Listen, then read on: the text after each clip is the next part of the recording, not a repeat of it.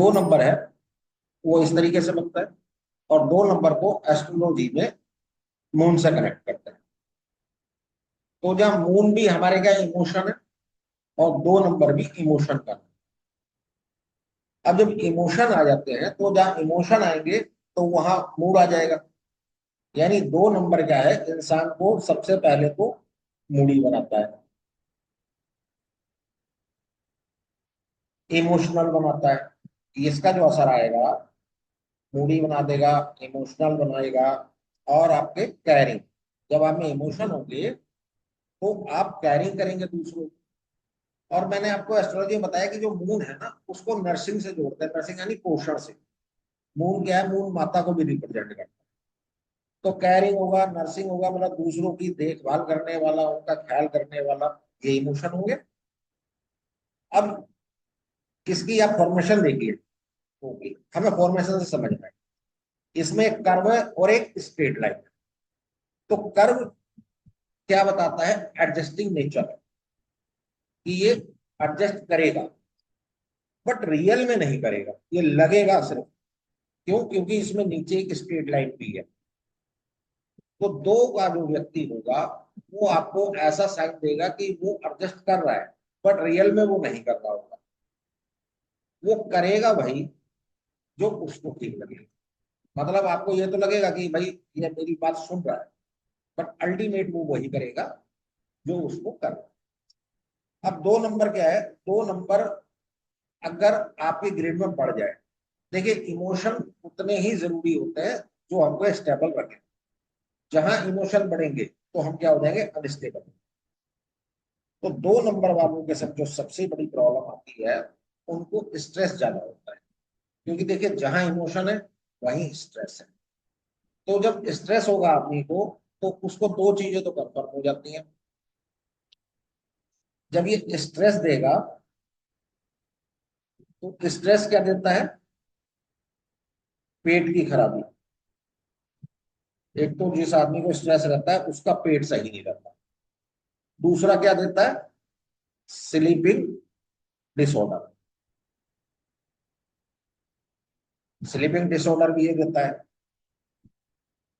फिर एक काम ये लगातार नहीं करता। दो नंबर की जो सबसे दिक्कत यह है कि दो नंबर वाले किसी भी काम को कंटिन्यू नहीं कर पाते लॉन्ग टाइम तक।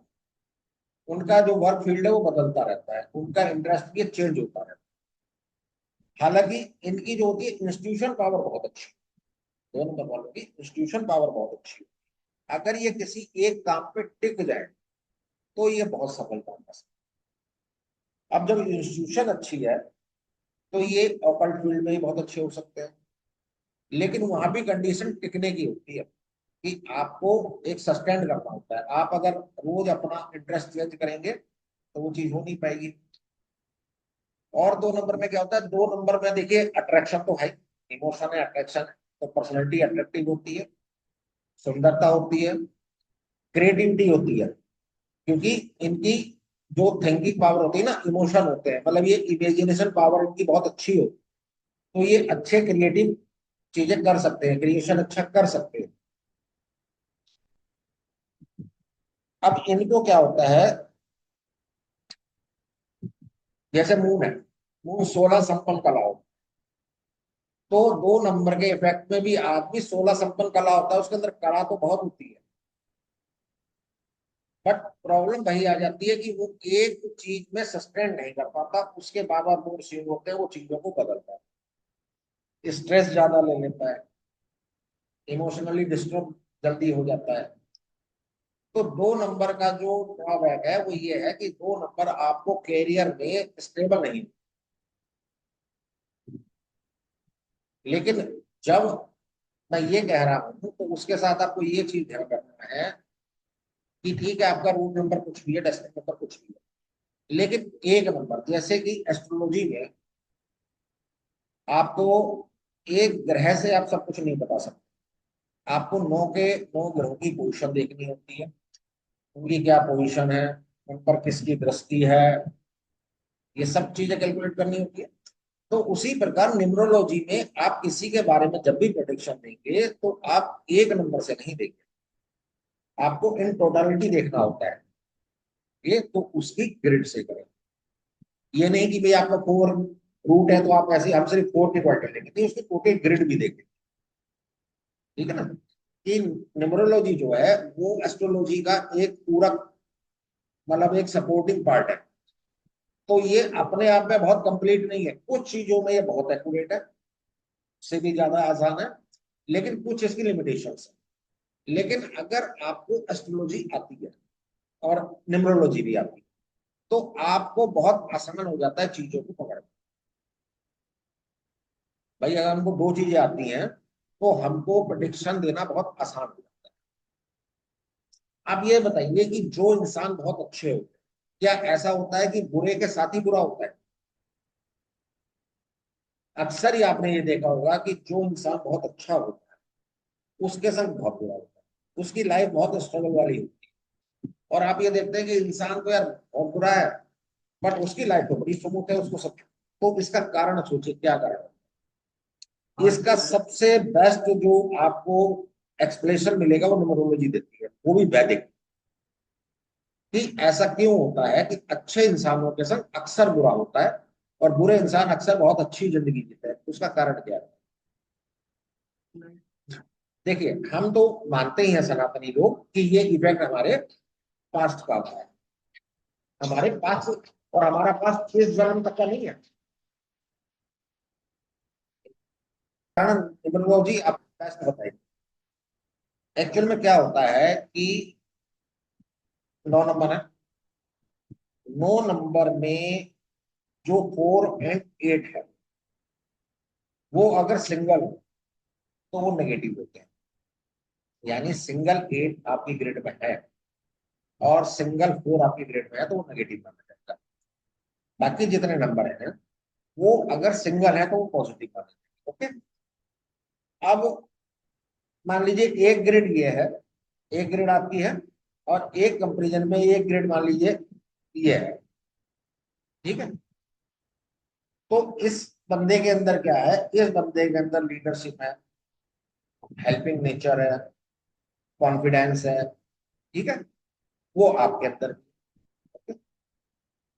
अब इसके अंदर सिर्फ 4 है, इसके 4 क्या है, अभी मैं आगे आपको और भी समझाऊंगा। जब आप न्यूमरोलॉजी पढ़ेंगे ना तो उसका बड़ा फायदा होता है। फायदा ये होता है कि हम अशुभ ग्रह अशुभ क्यों है, शुभ ग्रह शुभ क्यों है, तो सबका लॉजिक समझ में आता है। तो इसके अंदर एक क्वालिटी तो 4 नंबर की, एक तो यानी इसके नेचर में सिर्फ 2 क्वालिटी है। 4 नंबर है राहु का। राहु क्या, तिकड़म। यानी इस आदमी के अंदर कॉन्फिडेंस भी है, लीडरशिप क्वालिटी भी, और तिकड़म भी लगा सकता है। बट आपके अंदर क्या है, आपके अंदर वीनस की क्वालिटीज भी है, आपके अंदर मून की क्वालिटीज भी है, तो आपके अंदर सेटलमेंट की भी, आपके अंदर राहु। तो पर्सनैलिटी आपकी ज्यादा अच्छी, क्योंकि क्वालिटीज आप में ज्यादा, है ना। यानी एज ए पर्सन अगर हम जज करेंगे तो हम आपको कहेंगे आप ज्यादा अच्छे हो, ये इसके अंदर उतनी अच्छी क्वालिटी नहीं है।